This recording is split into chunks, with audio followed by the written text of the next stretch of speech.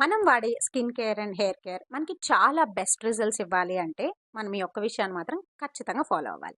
Hi, నేను మీ yoga teacher. Skin care and hair care start చేసే కంటే ముందు మనందరం కూడా కాన్సన్ట్రేట్ చేయాల్సిన హెల్త్ కేర్, మన లైఫ్ స్టైల్ కేర్, మన హైజీన్ కేర్. ఊహించండి, మీకు యాక్నీ ఉంది. మీరు మంచిగా డీప్ ఫ్రైస్ ఫుల్ డే తినేసి ఏ సాల్సిలిక్ యాసిడ్ క్రీమో రాత్రి రాసుకుని పడుకున్నంత మాత్రాన మీ యాక్నీ తగ్గిపోతుందా?